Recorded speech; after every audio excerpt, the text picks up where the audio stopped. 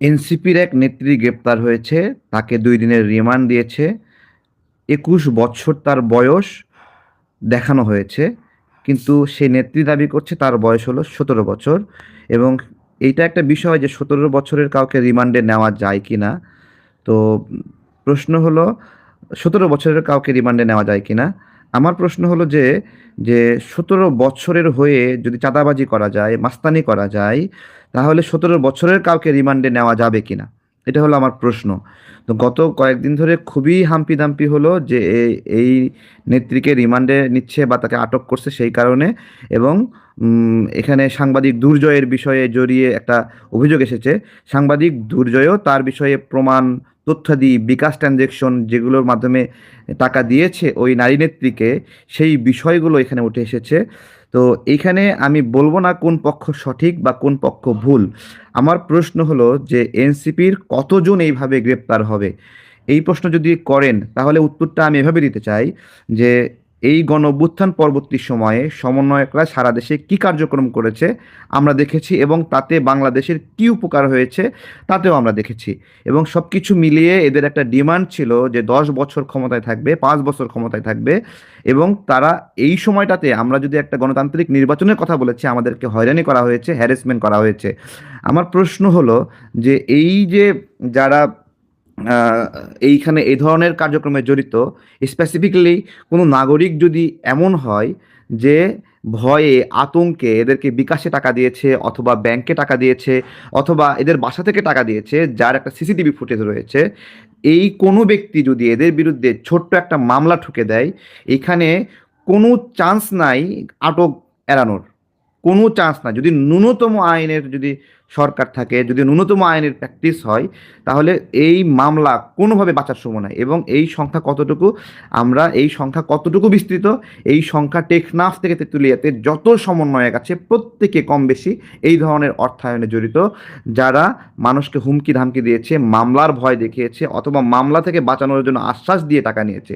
পুরা প্রক্রিয়া পুরা প্রক্রিয়া একবারে জগাখিচুড়ি হয়ে যাবে। এবং তখন এনসিপিকে আলাদা একটা আন্দোলন শুরু করতে হবে যে সমন্বয়কদের গায়ে ফুলের টোকা দেওয়া যাবে না। কেন ফুলের টোকা দেওয়া যাবে না? কারণ তারা সমন্বয়ক, কারণ তারা জুলাই। এই জুলাই গণ অভ্যুত্থানে আমরা একটা লড়াই করছি, আমি একটা লড়াই করছি, আপনারা লড়াই করছেন, সবাই লড়াই করছে, যে যার জায়গা থেকে আমরা লড়াই করছি। কি লড়াই করছি? যে আমাদের সন্তানদেরকে হত্যা করতেছে, এক নাম্বার বিষয়। ভাই, কারো প্রতি মায়া দেখে লড়াই করিনি। আরেকটা বিষয় লড়াই যে দীর্ঘদিন ক্ষমতায় আছে, ভোটাধিকারের একটা বিষয়, যে আমরা ভোট দিতে পারি না। এই দুইটা হলো মূল কনসেন্ট্রেশন। আমার ভাইদের রক্ত ঝরছে। আর হলো কোটা মোটা কিসের, কি কোটা মানুষ বোঝে নাকি? কোটার এখনো প্রয়োগ হচ্ছে বিভিন্নভাবে, অন্যায়ভাবে চাকরি নিচ্ছে, এগুলো প্রতিনিয়ত নিউজ হচ্ছে। তো তো এই জুলাই গণ অভ্যুত্থানে আমাদের যে স্বপ্ন, আকাঙ্ক্ষা, সেই স্বপ্ন থেকে এমনভাবে মিসগাইড করে অন্যদিকে জনপ্রিয়তার সঙ্গে যাওয়া হয়েছে যে কোনো ভোটের এখানে, এবং বলতেছে এই বাংলাদেশে কোনো ভোট হবে না, আজীবন ডক্টর ইউনূস ক্ষমতায় থাকবে, এইরকম একটা টেন্ডেন্সি তৈরি করা হয়েছে। আসলে ডক্টর ইউনূসের হাতে বাংলাদেশ কতটুকু নিরাপদে ছিল, নিরাপত্তায় ছিল, এটা পরবর্তী অবজারভেশনে গিয়ে, যখন বিভিন্ন ক্ষেত্রে এই সরকার থাকা অবস্থায় তো কোনো ডকুমেন্টস বের হবে না, এই সরকার যখন এখান থেকে চলে যাবে, অন্য সরকার আসবে, সেটা যেই জামাতের সরকারও যদি আসে, বিএনপি সরকারও যদি আসে, অথবা সাক্ষাৎ আওয়ামী লীগ যদি আসে, অথবা এরা বাদ দিয়ে নতুন কেউ আসে, তখন একটা একটা করে নথি বের হয়ে যাবে। কোন জায়গায় অন্যায়ভাবে নিয়োগ দেওয়া হয়েছে, কোন জায়গায় নিয়োগ বাণিজ্য করা হয়েছে, কোন জায়গায় অন্যায়ভাবে প্রজেক্ট করা হয়েছে, কোন জায়গায় কিভাবে ৩০০ কোটি টাকা, ৪০০ কোটি টাকা একটা উপজেলা পর্যায়ে বরাদ্দ হয়ে গেছে, এবং কোনো একটা জেলায় মাত্র ২০ কোটি টাকা গেছে, আর একটা উপজেলায় গেছে ৩০০ কোটি টাকা, ৪০০ কোটি টাকা। এইগুলোর ক্ষেত্রে যে কী ধরনের জুলুম এবং অবিচার হয়েছে, সেগুলো একটা একটা করে বের হয়ে আসবে না? জামাত কেন আসিফ এবং মাহফুজকে তাদের সঙ্গে নেয়নি, কেন নেয়নি? এইটা একটা বিষয় ভাই, যে এনসিপিতে তো তারা থাকবেই, কিন্তু তাদেরকে জামাত নেবে না। জামাত শুধুমাত্র এই জন্য নেয়নি, এরা যে দুর্নীতি করছে, এই দুর্নীতির চাপ জামাত নিতে পারবে না। এবং এই দুর্নীতির চাপ বিএনপিও নেওয়ার সাহস করেনি। কারণ যদি এরা বিএনপির সঙ্গে গিয়ে জোট করতো, বিএনপি যদি এদের জায়গা দিত, তখন জামাতের হাতে নথি আছে এরা কি কি ধরনের অন্যায় করছে। ঠিক একইভাবে যদি এরা জামাতে যেত, বিএনপির সচিব আমাদের কাছে তো নথি আছে যে এরা কি কি মানে জুলুম জালিয়াতি করছে। এই সব কিছু মিলিয়ে একটা হযবরল অবস্থা। এই সামগ্রিক অবস্থায় সেই বিচারের কথা বলছিলাম। যদি বাংলাদেশে ন্যায় বিচার থাকে, আপনি আপনার উপজেলায় বিবেচনা করেন যে ওইখানের মাস্তানরা ঠিক আছে, নব্য মাস্তানরা কিভাবে মানুষের উপর জুলুম করছে, এবং আমি ছোট্ট একটা মামলা করে দিবেন এদের বিরুদ্ধে, এটা বাস্তবায়ন হবেই হবে। এখনও ইউনূস সরকারের সময়ও যদি কেউ মামলা করে যে তার তার কাছ থেকে টাকা নিচ্ছে, ব্যাংক স্টেটমেন্ট আছে, সিসিটিভি ফুটেজ আছে, এগুলো বা একটা অডিও রেকর্ডিং আছে, থাকলে কোনো রকম বাঁচতে পারবে না। এখন up to bottom, up to bottom, up to bottom, এরকম একটা অবস্থা।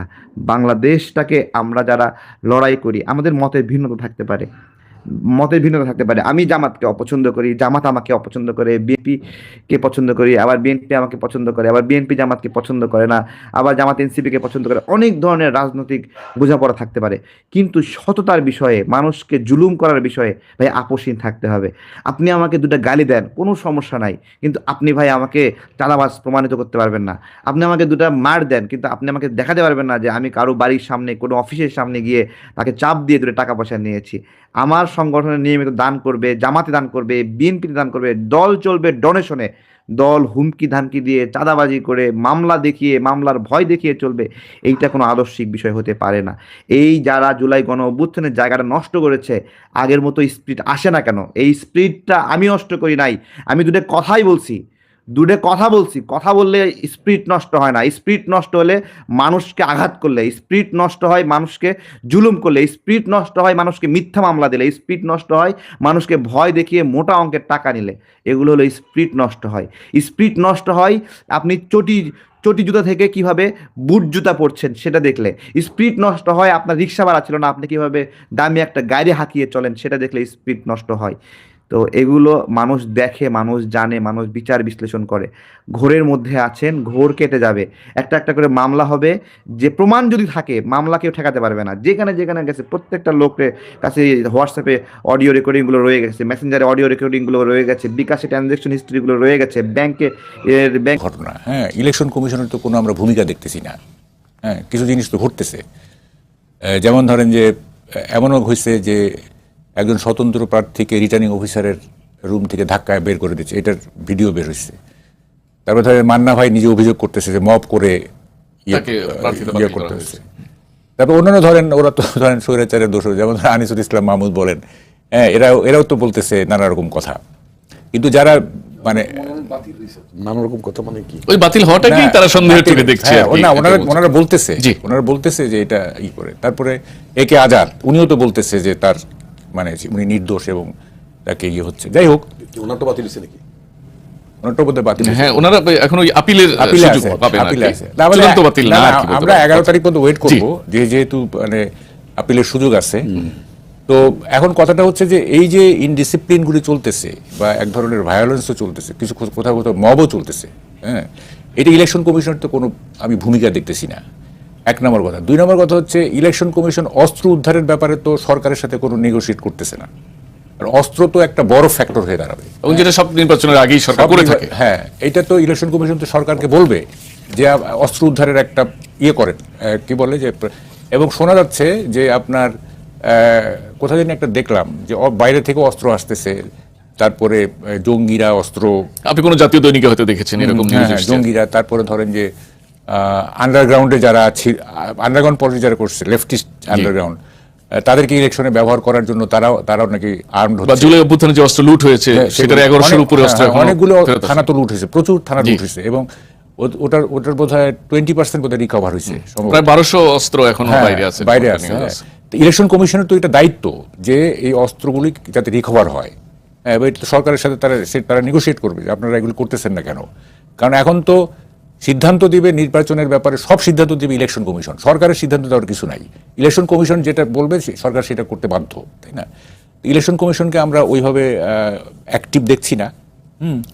এবং মানে সোসাইটিতে আপনার নির্বাচন সংক্রান্ত অনেক অনিয়ম হচ্ছে, অনিয়ম হচ্ছে। এগুলো তো সলভ করতে হবে, তাই না? এইসব কারণে কি আপনি শঙ্কিত আগামী নির্বাচনটা নিয়ে? বলতে কি বুঝাইতে চাচ্ছেন? অনিয়ম মানে ধরেন যে এই যে রিটার্নিং অফিসে গিয়ে ধরেন যে এই যে ধমকাধমকি করা, এটা দেখছি আমরা ভিডিওতে, তাই না? সবকিছুতে একটা আইন আছে, তাই না? এখানে তো বল প্রয়োগের কোনো ব্যাপার নেই, নিশ্চয়ই না, বল প্রয়োগের ব্যাপার নেই, এটা আইনগতভাবে দেখানো হবে। কিন্তু অনেক জায়গায় দেখছি ধমকাধমকি করতেছে, এই করতেছে। হ্যাঁ, তারপরে ধরেন থানায় গিয়ে হুমকি দেওয়া, থানায় গিয়ে হুমকি দিচ্ছে, এবং অ্যারেস্ট করা হয়েছে এবং তারপরে খুব 12 ঘন্টার মধ্যে জামিন হয়ে গেছে। হ্যাঁ, এই জিনিসগুলো তো মানে ঠিক নর্মাল না আর কি। হ্যাঁ, এগুলি নর্মাল না। আপনি যে কয়টি বিষয়ে উল্লেখ করলেন, এটি উল্লেখ করে কি আপনি নির্বাচনের কে নিয়ে কোনো ধরনের শঙ্কা অনুভব করছেন? না না, নির্বাচন নিয়ে শঙ্কা না। নির্বাচন একটা হবে হয়তো, হ্যাঁ হবে, কিন্তু কথাটা হচ্ছে সেটা ফেয়ার হবে কিনা, দ্যাট ম্যাটার। সেটা নিয়ে আপনি, কারণ আপনার তো নির্বাচন করলেই হবে না, এটা তো ডোমেস্টিক্যালি এবং ইন্টারন্যাশনালি অ্যাকসেপ্টেড হইতে হবে, তাই না? জি। তো এইটা একটা ফেয়ার নির্বাচনের জন্য যে সমস্ত প্রিরিকুইজিট দরকার, হ্যাঁ, সেগুলি তো আমরা দেখতেছি না। হ্যাঁ, দেখতেছি না। যেমন ধরেন এই মবক্রেসি কি গেছে? যায় নাই তো সোসাইটি থেকে। না, বিভিন্ন সময় বিভিন্ন হচ্ছে জায়গায় না, অভিযোগ শুনছি। হচ্ছে তো মবক্রেসি। তারপর ইলিগাল আর্মস বাইরে আছে। হ্যাঁ, জি। তারপরে এই নির্বাচনটা তো হবে ডু অর ডাই। আমি যেটা মনে করি যে বিএনপি এবং জামাত মানে দুইটা তো জোট হয়েছে, এই একটা ডু অর ডাই একটা নির্বাচনে মানে আলটিমেটলি এইটা কতটা পিসফুল হবে, কতটা শান্তিপূর্ণ হবে, এটা তো একটু কোয়েশ্চেনেবল।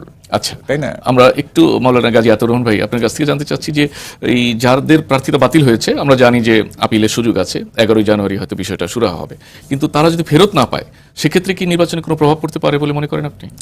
জি, ধন্যবাদ আপনাকে এবং আমার দুইজন সম্মানিত সহ আলোচককে, রোড টু ডেমোক্রেসি এই অনুষ্ঠানের দর্শক শ্রোতা বন্ধুগণকে। আজকে যাচাই বাছাইয়ের শেষ দিন ছিল। আজকে পর্যন্ত প্রায় 500-550 মতো বাতিল হয়েছে। জি। হিউজ। হ্যাঁ, হিউজ।